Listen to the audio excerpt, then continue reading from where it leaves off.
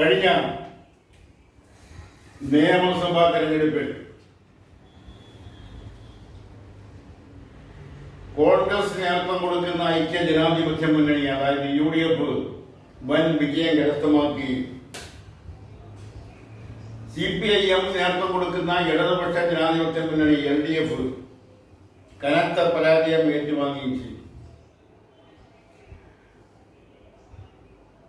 ഇത്രയധികം കനത്ത പരാജയം ഏറ്റുവാങ്ങേണ്ടി വന്ന സാഹചര്യം, രാഷ്ട്രീയ സാഹചര്യം, അത് തലനാരിട എടുത്ത് പരിശോധിക്കുകയാണ് CPIM-ഉം CPI-യും അവരോടൊപ്പം നിൽക്കുന്ന ചില മറ്റ് ഘടകകക്ഷികൾ. എന്തിനാണ് ഇത്രയധികം സൂക്ഷ്മമായി പരിശോധിക്കുന്നു എന്ന് ബോധ്യപ്പെടുത്താൻ വേണ്ടി, അല്ലെങ്കിൽ സൂക്ഷ്മമായി പരിശോധിക്കുന്നത് ആരാ ബോധ്യപ്പെടുത്താൻ വേണ്ടിയാണ്. പരാജയം അംഗീകരിക്കുന്നു എന്ന് പറഞ്ഞു കഴിഞ്ഞു. ആ പരാജയത്തിന് അല്ലെങ്കിൽ ആ പരാജയപ്പെടുന്നതിനുണ്ടായ കാരണങ്ങളെക്കുറിച്ച് മുഖംമൂടിയില്ലാതെ ജനങ്ങളോട് തുറന്നു പറയുകയാണ് വേണ്ടത്. കേരളീയ ദർശന്റെ വിലയിരുത്തലിൽ പ്രധാനപ്പെട്ട 10 കാരണങ്ങൾ കൊണ്ടാണ് ഇടതുപക്ഷ ജനാധിപത്യ മുന്നണിക്ക് ഇത്ര ദയനീയമായ പരാജയം ഏറ്റുവാങ്ങേണ്ടി വന്നത്. അതിൽ ഒന്ന്, ഇടതുപക്ഷ ജനാധിപത്യ മുന്നണിക്ക് നേതൃത്വം കൊടുക്കുന്ന CPIM അവരുടെ മുകൾ തട്ട് മുതൽ താഴെ തട്ട് വരെയുള്ള അഹങ്കാരം. ആ അഹങ്കാരം ജനങ്ങൾക്ക് പലപ്പോഴും അസഹനീയമായി തോന്നിയത് ആണ് ജനങ്ങൾ ഇടതുപക്ഷ ജനാധിപത്യ മുന്നണിക്ക് എതിരെ ചിന്തിച്ചതിനുള്ള പ്രധാനപ്പെട്ട കാര്യം.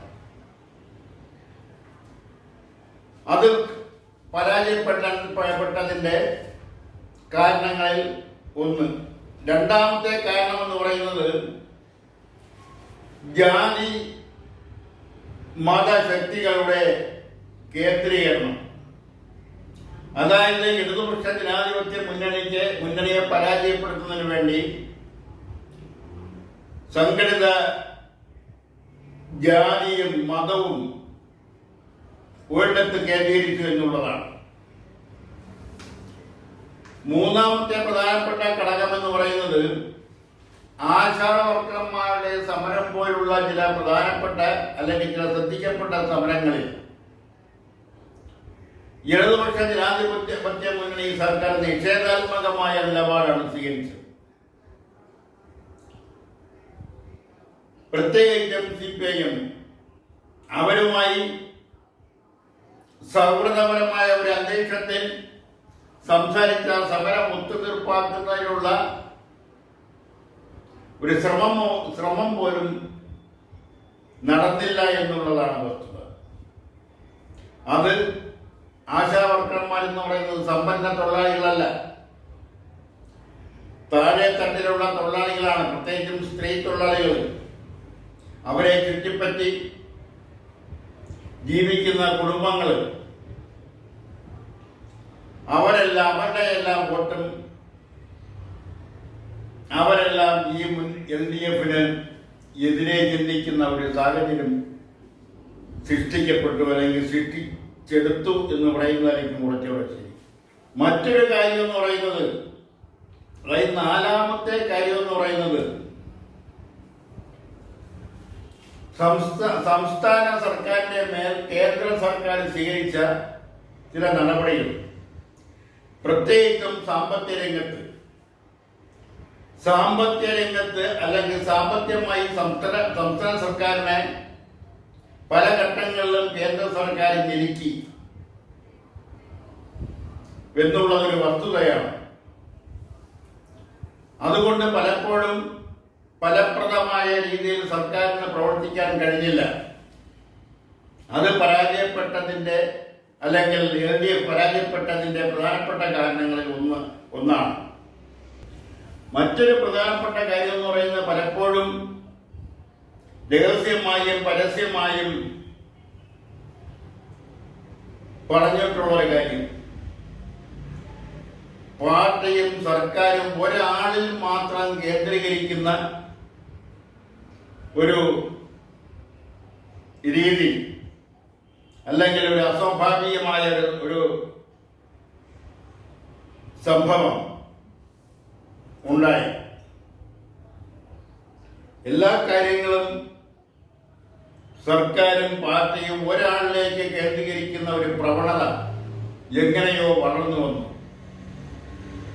ഇത് LDF പരാജയപ്പെടുത്താനുള്ള കാരണങ്ങളിൽ പ്രധാനപ്പെട്ടവയിലൊന്നാണ്. പിന്നെ ഒരു പ്രധാനപ്പെട്ട കാരണം എന്ന് പറയുന്നത് സ്ഥാനാർത്ഥിയെ നിശ്ചയിക്കുന്നതിനുള്ള സ്ഥാനാർത്ഥി നിർണയത്തിലുള്ള പിഴവ്. അത് പല നിയോജക മണ്ഡലങ്ങളിലും സംഭവിച്ചു. വേണ്ട വിധം ചർച്ച ചെയ്യപ്പെടാതെ, ആലോചനയില്ലാതെ സ്ഥാനാർത്ഥികളെ തെരഞ്ഞെടുത്തതിൽ വന്ന അപാകത, പിഴവ്, അതെല്ലാം പരാജയപ്പെടുന്നതിനുള്ള ഒരു കാരണമായി മാറി.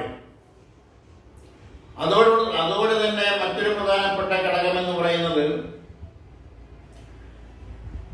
പാർട്ടിയുടെ സംസ്ഥാന സെക്രട്ടറിയുടെ ഭാര്യയെ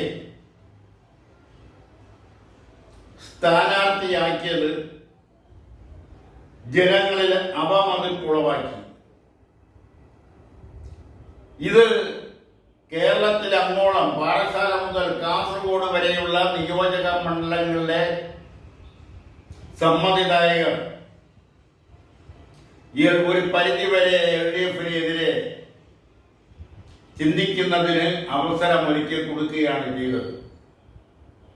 ഇതും LDF പരാജയപ്പെട്ടതിനുള്ള കാരണങ്ങളിൽ ഒന്നാണ്. മറ്റൊരു പ്രധാന കാരണമെന്ന് പറയുന്നത് NGO-മാർ, സർക്കാർ ജീവനക്കാർ. ആ സർക്കാർ ജീവനക്കാർ കൊണ്ട് ഇപ്പോൾ ഉദ്ദേശിക്കുന്നത് സർക്കാർ ജീവനക്കാരിൽ ക്രൈസ്തവ വിഭാഗത്തിൽപ്പെട്ടവരും ഇസ്ലാം വിഭാഗത്തിൽപ്പെട്ടവരും അവർ വളരെ രഹസ്യമായി പള്ളിയുടെയും മഹല്ലിയും ഒക്കെ തീരുമാനപ്രകാരം സർക്കാരിനെതിരെ പ്രവർത്തിച്ചു, അല്ലെങ്കിൽ കോൺഗ്രസ് നേതൃത്വം കൊടുക്കുന്ന ഐക്യജനാധിപത്യ മുന്നണിയെ വിജയിപ്പിക്കുന്നതിന് വേണ്ടി പ്രവർത്തിച്ചു എന്നുള്ള ഒരു വസ്തുത ഇപ്പോൾ പുറത്തു വരുന്നുണ്ട്. അത് ഒരുപക്ഷെ മുൻകൂട്ടി LDF-ന്റെ നേതൃത്വത്തിന് കണ്ടെത്താൻ കഴിയാതിരിക്കുകയോ അല്ലെങ്കിൽ കണ്ടെത്താൻ കഴിഞ്ഞെങ്കിൽ തന്നെയും അതിനെ ഫലപ്രദമായി ചെറുക്കുന്നതിനോ ഇടതുപക്ഷ ജനാധിപത്യ മുന്നണിക്കോ അതിന് നേതൃത്വം കൊടുക്കുന്ന CPIM-നോ കഴിഞ്ഞില്ല എന്നുള്ളതാണ് വസ്തുത. പിന്നെ ഒരു പ്രധാനപ്പെട്ട കാര്യമെന്ന് പറയുന്നത് പാർട്ടിയുടെ പ്രധാനപ്പെട്ട പ്രവർത്തകർ തമ്മിൽ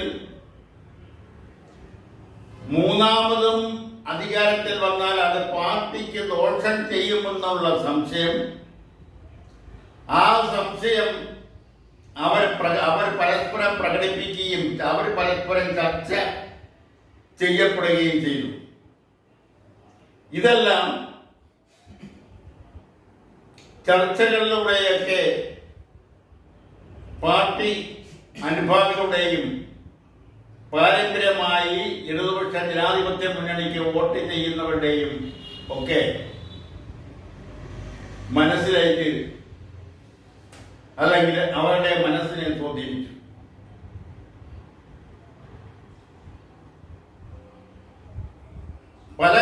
പല മറ്റു ചില കാര്യങ്ങൾ എന്നതുപോലെ തന്നെ ഇക്കാര്യവും പാരമ്പര്യമായി ഇടതുപക്ഷ ജനാധിപത്യ മുന്നണിക്ക് വോട്ട് ചെയ്തുകൊണ്ടിരുന്ന പിന്നോക്ക സമുദായങ്ങളെയും ദളിത് സമുദായങ്ങളെയും ഇടതുപക്ഷ ജനാധിപത്യ മുന്നണിയിൽ നിന്നും കുറെയൊക്കെ അകറ്റുകയും അവർ BJP-ക്കും കോൺഗ്രസിനും വോട്ട് ചെയ്യുന്ന ഒരു രീതിയിലേക്ക് അല്ലെങ്കിൽ കോൺഗ്രസിനും BJPക്കും അവരിൽ ഒരു വിഭാഗം ആൾക്കാർ വോട്ട് നൽകുകയും ചെയ്തു എന്നുള്ളത് ഒരു വസ്തുതയാണ്. ഇതെല്ലാം കൊണ്ടാണ് ഇടതുപക്ഷ ജനാധിപത്യ മുന്നണിക്ക് ഇത്ര ദയനീയമായ പരാജയം ഏറ്റുവാങ്ങേണ്ടി വന്നത്. 1977 ശേഷം ഇത്രയധികം ദയനീയമായ ഒരു തോൽവി ഏറ്റുവാങ്ങേണ്ടി വന്ന ഒരു ചരിത്രം